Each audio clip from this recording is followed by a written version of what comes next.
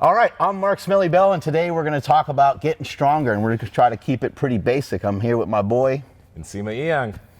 We're going to talk about how to get freaking strong. So just from a real basic perspective, let's just hypothetically say that I would like to get stronger, and that I would like to get stronger. I'll give you something specific. I would like to get stronger because my jiu-jitsu game is a little off. It's a little weak. I'm not as strong on the mat as I should be. It doesn't feel like maybe I've been practicing for a while. Maybe I've been doing jiu-jitsu for a little while. What is something I should be looking for? Like, what kind of exercises should I be looking for? What type of rep and set protocol should I be looking at? The first thing, actually, even before all of that, I think every strength athlete needs to know this, especially if you're a starting strength athlete, meaning you've been training for 1 to 3 years. Great book, by the way, Starting Strength. It is an awesome book. Or if you're getting more advanced, you've been lifting for 3 to 5 years, we get excited. We are athletes. We want to get strong. We want to get good. And especially when it comes to the gym, we try to rush that process. I was talking to somebody about this the other day. He's been lifting for a year. He wants to pull 500, and he's like, I want to pull 500 at this meet. My current max is 460. But like, how can I pull 500? I was like, don't worry about pulling 500. Just worry about getting there in whatever time it takes. Because if you try to rush yourself towards a certain number that you have, and numbers are great in terms of goals, but when you rush yourself towards that, you'll more likely than not get injured. And that injury is going to take you out of the game for a minute, and it's going to make that whole process longer. So if we take the more unsexy approach of taking time with our strength, not working with crazy heavy loads that we can't handle, that our form looks ugly, if we can do that and just take our time, we'll inevitably get there with way less injury, way less problems, and that'll make us stronger. He said exactly what I paid him to say. That was on point. No, it was fantastic, because whatever time it takes, imagine being in a room with Michael Jordan before he won one title, and you asked him, hey, how long do you think you're going to pursue winning a championship? Yeah. And he wouldn't be like, well, I'm going to give it probably another 2-3 months. I'm going to give it maybe another year or two, right? I mean, Michael Jordan was one of the most competitive athletes the world's ever seen. He was doing it regardless of time. Yeah. I know that this is going to take a lot of time. I know that this is going to be painful. I know I'm going to have to make sacrifices and do things that other people have never done before. With your own training, I think the key word that Nsima mentioned there is patience. And you would think like, I just want to go to the gym, man. I just want to rec shop, and I just want to throw around some heavy ass stuff. And it's a decent mindset to have, but you want to probably have a more methodical approach in your training. And being patient is very hard, and powerlifting and just getting stronger in general. That's why Nsima didn't automatically shift, and I didn't really know what he was going to do, but he didn't automatically shift to anything specific towards jiu-jitsu, because getting stronger is a process that is the same for everybody. It doesn't really matter. There might be some individuality amongst people. It might be some small differences, but in general, the rules to get strong are the same.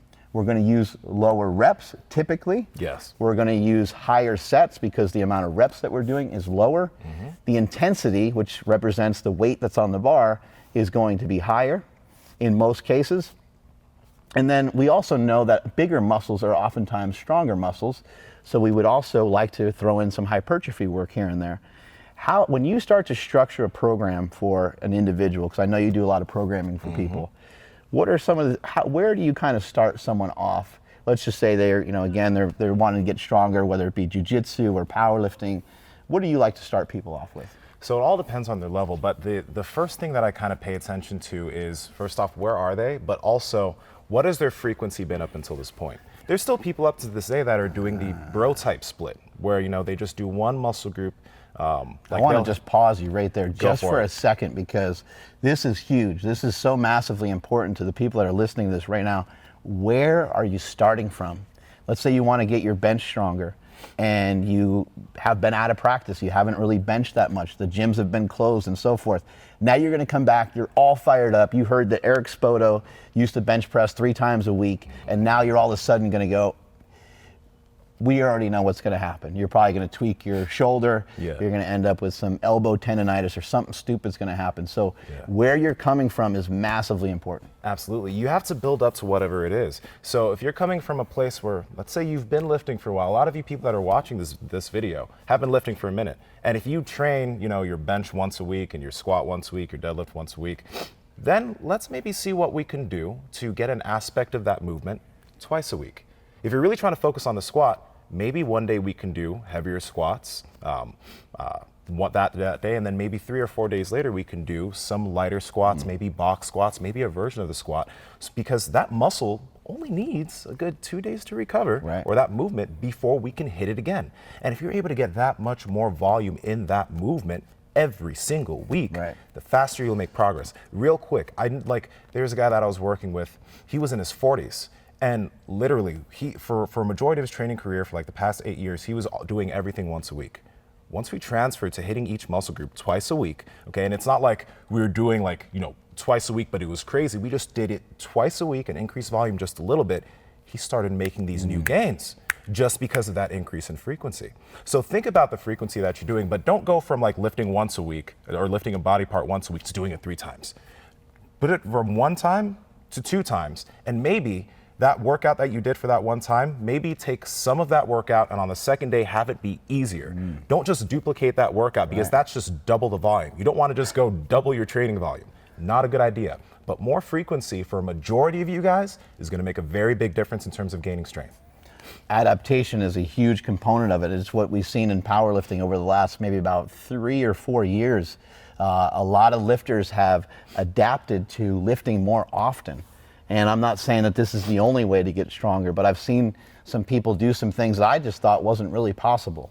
Some of these guys and some of these girls are deadlifting and squatting 2 or 3 times a week, sometimes even a little bit more. I think it's pretty common to probably land in that 2 or 3 time range. And you're seeing people like Steffi Cohen deadlifting over 500 pounds routinely. There's some girls deadlifting over 600. Just powerlifting has been really flipped upside down, and it's because people have adapted, but over a period of time. It might take you months, it might even take you years to adapt to the training volume that's necessary to add 30 pounds to your squat, 40 pounds to your squat, and so on.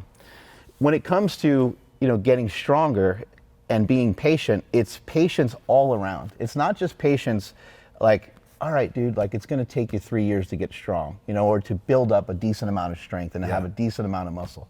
I think people know that. I think people kind of understand that part of it. But it's also patience from month to month. It's also patience week to week. It's also patience day to day, because you're not always going to feel amazing every single time you come in and train. And you have to be careful and very cautious that you don't force anything to happen.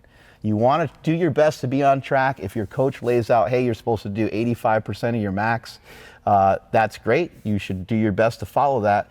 But life happens. Let's say you broke up with your girlfriend a couple days earlier or something like that. That's a tough time to go. There's some times where you're going to want to really push it and say, oh, coach said 85%. I think I can do a little bit more. And you might throw in an extra set, maybe throw in an extra rep. But there's going to be times where the 85% is not moving well. You want to be able to do your reps unbroken. So if you're supposed to do 5x5 or 3 sets of 3, you would like all 25 reps in that 5x5 example to be clean, to be crisp, to where you're driving home and you're like, I think I should have used a little bit more weight. I'd rather have you guys say that, because that leaves a lot of room for improvement. The central nervous system responds really, really well to stimulation, but it doesn't respond great to annihilation. If you annihilate it, it's going to take you many, many days, and in some cases it might take you weeks to recover from that. It looks like you got some things to say about this. You can't imagine the number of people that have told me, hey, I'm so surprised about how much stronger I'm getting working with all of these loads that are so light. When people come to me and they start working with me, they're going through their training cycle, they're like, oh my God, this feels so easy, whatever. They max test, they gain so much weight, and they're like, but it felt so easy, right? And it's because you're not working at a point where you feel like you're going to be failing. Just like we've talked about before, Ed Cohn never went through a training cycle where he had a failed rep. everything he hit, even when he was brushing against something difficult, he knew he could hit it. And then he went and hit PRs and meets. I think things that people get a little bit mixed up with, and I've done this in the past because I'm an excited athlete just like you guys are, is I feel like this training day I got to get something in. So I do some weights that I have no reason working with. I fail, or like I fatigue myself too much. I do that week after week after week after week, and I don't end up gaining strength because I'm not able to make those adaptations. It's actually kind of interesting, but you're teaching yourself how to, when you're lifting too heavy, and you're lifting too heavy too often, and badly. And just overtraining in general, and the lifts don't look great. You are reinforcing. You can almost envision this for a second. Envision that there's like a little tiny person inside your body, and that's up against your muscle, and they're embossing the wrong code for you to get to the next level. Just envision that. That literally is kind of what happens as you're getting stronger. You are laying down the groundwork for your body to respond in an electrical way to recruit as many muscle fibers as possible. You're able to tap into those things, and you're able to then lift the weight, so your body gets used to it over a period of time. But it will just have the exact opposite effect. And I know we all love to, try, right? We all love to try as hard as we can, and it's all understandable, and it's easy to get caught up in. But trust us when we say, do the lift correctly. Like, you're not going to get thrown in jail. You're not going to go to hell when you do the lift the right way. You're going to end up with the exact opposite result. You're going to end up with massive gains, and you're going to be able to get stronger. You're going to be able to get bigger. We're not saying lift like a cream puff. We're not saying, don't bring it every single time you train. You're still going to be bringing it, but you have a standard. You have a specific standard that you don't want any of the reps to be unbroken. When you're doing 3 sets of 3 or something like that, again, you want those reps to be as clean as possible. Let's also not forget about like rest intervals. Like, it's important that we rest. So sometimes a newer athlete or newer lifter, they might be excited to keep going. Yeah. And that can be a great thing to adapt to, but that would be something that we would work on probably later on down the road, or with lighter percentages. When we're training heavy and we're really trying to get after it with the heavier weights, we might need 2 minutes, 3 minutes, 4 minutes, and sometimes 5 or 6 minutes in between sets, right? Yep. I don't think any of the powerlifters in this channel are like surprised about the taking long rest periods. We all know that between bench sets and squat sets, we're taking like 6 minutes, right? So nothing surprising there. But on the note of resting, I want you guys to imagine my fingers are graph, right? Okay, let's say that you have hard training cycles. A lot of people, when they train, they feel like they're just gonna keep getting stronger, and they're just gonna keep training hard, right? But what ends up happening is if you don't program in deload weeks, and sometimes multiple deload weeks, you'll get injured, and that injury is a forced deload where you have to back off and you have no choice. That's what I call injuries, forced deloads. Yeah. So imagine my fingers are graph. Imagine that you train hard for 4 weeks, you take a 1 week deload. This is my fatigue graph, by the way. So 4 weeks, 1 week deload. 4 weeks, 1 week deload. 4 weeks, you see how high this fatigue is right now? So what I'm saying here is sometimes I like doing this for people. I like extended deload, not just weeks, but cycles, like deload cycles of training. So 4 weeks, 1 week deload. 4 weeks, 1 week deload. 4 weeks, deload cycle of 4 or 5 weeks to bring that fatigue back down, so we can have another 12 or 16 weeks of solid progress. Because you can't just keep taking these little 1 week deload breaks, right, and keep making this massive progress. There has to be a point where your training overall just gets easier. You can back off and you can recover from all of this heavy training that you've been doing for months. I don't know if you know this, but supposedly on YouTube, people have like a really bad attention span. So people supposedly have dropped off already, because we are at we're at like 15 minutes. So I don't think we should continue to talk any longer. Yeah, we should stop. We should just stop right here. We should stop right here. But I think there's more stuff to cover, right? There is a lot of stuff to cover, but if you guys take the stuff that we talked about in this Do they video, want to hear how you were able to deadlift 755 pounds? Because in a short period of time at SuperTraining, you went from what, like around 635? Or? It was like 630, a good 635 to 755. And you must have done that by. That was like a year. You must have done that by trying 700 pounds every week. No. Actually, what are some things that you did? So that's the You funny got to be thing. fast though, because look, people are dropping shoot. off left and right, and then Okay. negative comments are coming in. do I Like, break can't this these down? guys give us this information faster? Yeah. So when I came into the gym, you guys, you and Marcus, who was also here, you guys kind of changed the mechanics of my deadlift. Like, you guys saw that, you know, when I was deadlifting, I think the big thing was my hip position was shifting every now and then. So when I changed my mechanics, my deadlift got weaker. Okay, so my deadlift max went from like 635. You had to go backwards. I had to go first? backwards. I think my deadlift, the max I was able to deadlift with the new technique that I was using was like 600. And for about Was that frustrating? it was very frustrating. Were you 'Cause like, these guys don't know what they're talking about? Because when I normally lift, I lift more. But like you were just saying earlier, if I continue to drill in this half-baked fucking mechanics that I was doing at the time, I would keep building a bad base for my deadlift. So I would have had a ceiling. There would have been something that at some place where I wouldn't have been able to get stronger. But we shifted the way I was deadlifting. We shifted the way I had my setup going. I got weaker for about 5-6 weeks. And then after about a 3-week period when all the techniques started to click, and this is in about an 8-week period, I deadlifted 715 in jeans. You remember that? That was the first time I've ever deadlifted 700. We were just having a deadlift party in the gym. Your ass looked great in those jeans too. It I remember really that did. day like it was yesterday. I even remember that shit. My ass was juicy. But It's big. It is. Not as big as yours though, which is surprising. Actually, yeah, I don't think my butt's as big as yours right now. We'll have a flex off. We'll have a flex off. But it went to like from 635 to 715 because I needed time for things to click. I got weaker, then I got stronger, and then it just continued to get stronger from there because we drilled in good technique and I wasn't going as crazy as far as the numbers I was hitting in training each day, which is what we were talking about. You don't need to deadlift or lift super heavy all the time to get stronger. What were some of the heaviest lifts you hit in the gym in preparation for the 755? Like, could you give The us an 715 or the 755? The The 755? Yeah, 755. Yeah. Yeah, I think the top single that I did leading up to that meet was probably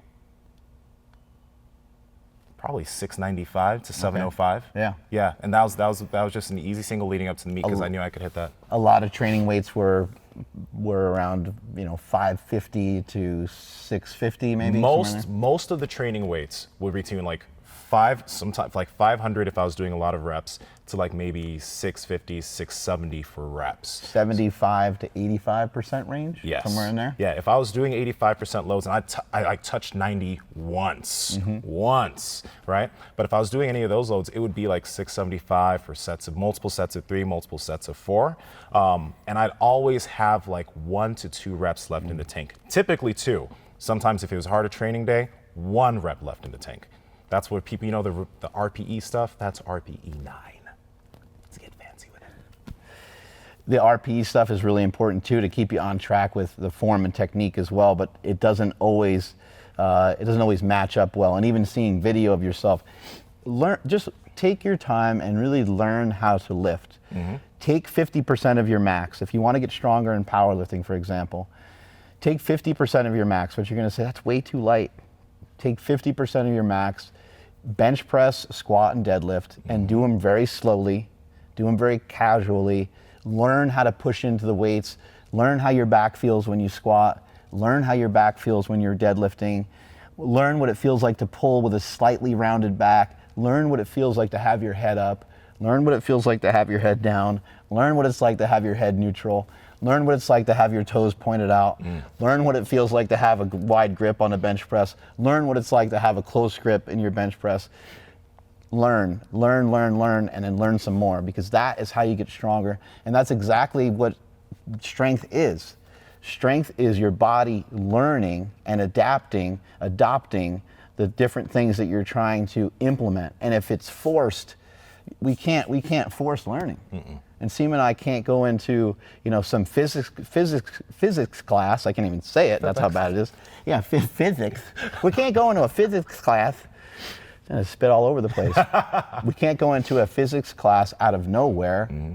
It's definitely possible if someone taught us and gave us a base, then we can go into that physics class and it wouldn't be, probably still be really hard, but it wouldn't be as bad. We'd be able to learn it. We'd be able to adapt to it over a period of time. So remember, you got to take your time when it comes to strength. I know it's annoying. I know that people don't want to do that. But just in wrapping up, I would say a very standard, a very typical workout that someone would do to get stronger. There's many different things that you can do, so I'm not saying this is the only way. But typically you start out your workout with a main movement, a main exercise. We're just going to use the deadlift as an example for today. I might do sets of 5 in the deadlift, maybe 3 sets of 5. It's the first week that you're doing it. Let's have the weights be about what percentage do you think? Your first week doing it, maybe 60? Yeah. 60% for 5s? Yeah, 60%. Then you would move into what is called accessory movements. These are all movements that are going to help potentiate, to help build the deadlift. What's going to help build your deadlift? Probably some hamstrings, probably some glutes, probably some low back, maybe some abs, maybe some sort of lat work. When we do those exercises, you're going to switch up the way that you do those exercises, and you're most likely going to shift into some bodybuilding type training. Because as I said earlier, a larger muscle can oftentimes be a stronger muscle. We're also, when we're doing that, we're going to be training the ligaments, the tendons, the joints, and just really kind of prepping your body for how heavy you're going to be training in the upcoming weeks. So that's to me, that sounds pretty simple. It is. It's a real simple layout of a quick, easy deadlift program. Hopefully you guys learned something from this video. Nsima, where can people find you? At Nsima Inyang on Instagram, YouTube, Clubhouse, TikTok, and Nsima Inyang on Twitter. Mark? Man, people are pissed. They're gone. 21 I think minutes. it's just us here now. I think maybe we should, let's try this. Let's maybe get people to come back on. Maybe we can. Are we taking off our shirts? Yeah, I think so. Okay, all right, let's do it, dude. Let's do it, dude. Flip it around. Sorry if I hit you. And then throw it at the camera or something. Maybe we do something more entertaining. Maybe tech pop a little bit. Flex. Shit, do I even work out anymore? I don't know, dude. I should have got like a pump or something. Damn. Strength is never a weakness. Weakness is never a strength. Catch you guys later. Is this the strap-on video we were about to talk about here? I'm gonna have to, I think, remove these. Yeah, go for it. Or are we gonna do that with your teeth? Oh, no, not with the teeth. I have to put on the retainer first. Oh. Yeah, I don't have my retainer, so you'll have to just do it with your hands. You signed the contract, right? No, I don't do contracts. Oh. Yeah, I don't do that. You're not going to catch me in any type of legal battles. I don't have the money for that. How long have you been doing this, like door to door for? Door to door? About 4 years. Door to door apartment wrestling? Been making some money. I could see that. Hold on a second. Yep. Oh yeah. Yeah. I saw it. It's good, right? It was pretty. Absolutely. Yeah. I actually didn't know it worked that way, but it does. Now I know a lot more. That got kind of messy quick. It can. Yeah. But it's okay. I got you handled, buddy.